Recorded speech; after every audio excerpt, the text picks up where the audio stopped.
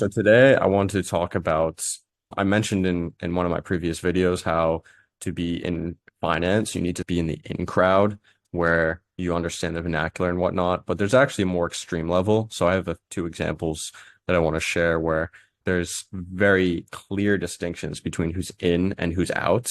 And basically, if you're out, it's much harder to succeed in that specific environment. So next, I want to talk about how to be legitimate.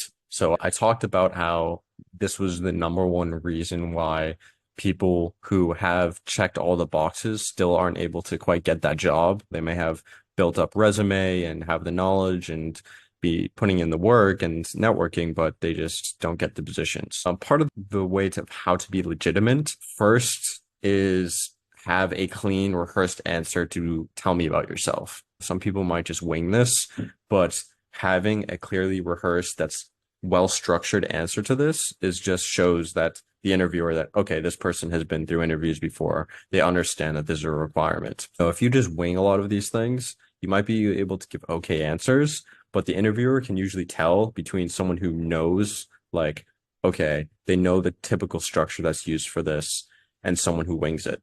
And even if the answers are of similar quality, the one who just shows that they know the structure that's required in the industry will just indicate to them, okay, this person is well entrenched in the world. They understand the culture. They probably also know the technical aspects too, right? It's just an indicator. So it's really important to have these things. Another thing I mentioned in my last video is have clean, not all over the place answers or star responses to behavioral questions, right? The situation, the task, the action, and the result. Just having that structure is an indicator.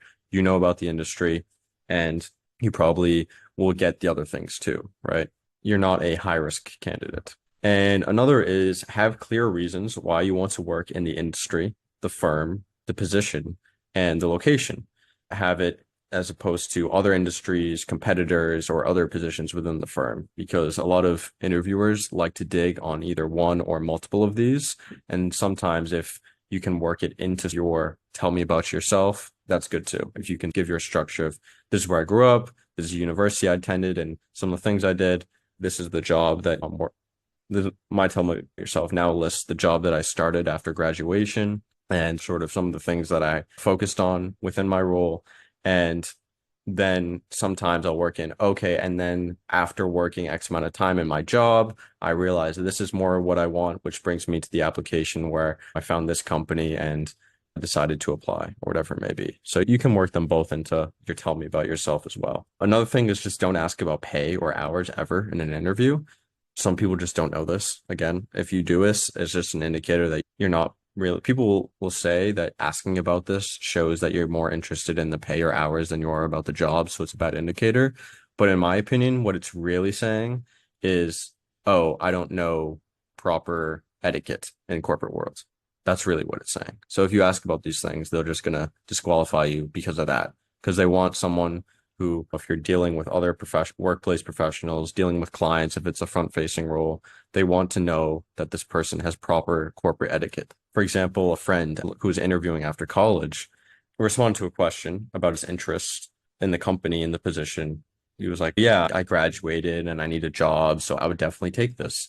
As opposed to, yes, I've been exploring other opportunities, other firms within the industry, but I'm most enticed by this position because I think that the way the firm does XYZ, like putting emphasis on training their employees, is very unique. And I think that, the combination of scale and growth gives me reassurance they have the knowledge of best practices in the sector, as well as the excitement that exists in a quickly expanding organization, as another example.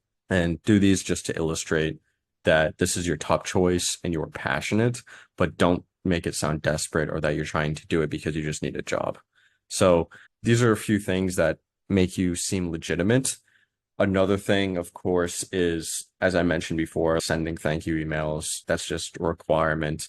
Another thing is having a resume that fits the standard structure. A lot of people don't know this. Schools will just give them like resume templates.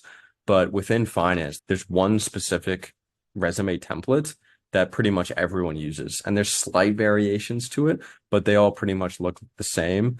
I can attach that in the description or attach a few sort of examples of those so you guys can use that template. But pretty much all of the finance resumes I see are all the same template. So it's not just like as long as you have one that's generally similar, it's like just having that one extra thing is more reassurance to the company that you understand proper etiquette, you understand the industry. And if there's anything else, I would say just like to understand the vernacular and immerse yourself and understand the culture to become part of it, you just really need to spend a lot of time in it. So it comes over time, it won't be instant, but just reading Investopedia and reading finance books, browsing through posts on Wall Street Oasis, which is essentially the way I describe it is if Wall Street Bets is a Reddit forum. So it's Reddit, but then it's a forum targeted towards people who want to do trading like similar to Wall Street. But in reality, their trading is nothing like Wall Street, as everyone knows. And then there's Wall Street Oasis, which is basically like Reddit, just in general, but the only people who use it is Wall Street. And because of that, a lot of the topics are finance related. But again, this is just Reddit for Wall Street. So sometimes there would just be people from Wall Street posting about politics or sex life or whatever it is, which some users get annoyed by when they see like a lot of the people posting about this, like college students. But yeah, there's obviously a lot of stuff about the industry, about companies, a lot about like a company's culture. That's probably one of the most common uses for Wall Street Oasis is what's this company's culture and what's their pay to learn things about the industry. Just reading that and reading books and reading Investopedia, you get an understanding of how people talk, about how people view certain like characters in the industry. And if you just stay up to date on news, I would say Wall Street Journal is basically the holy grail of news. But you can also obviously have Google News that has a mixture of things from Yahoo Finance, and it has things from Reuters and Bloomberg, of course, too, is industry standard for news.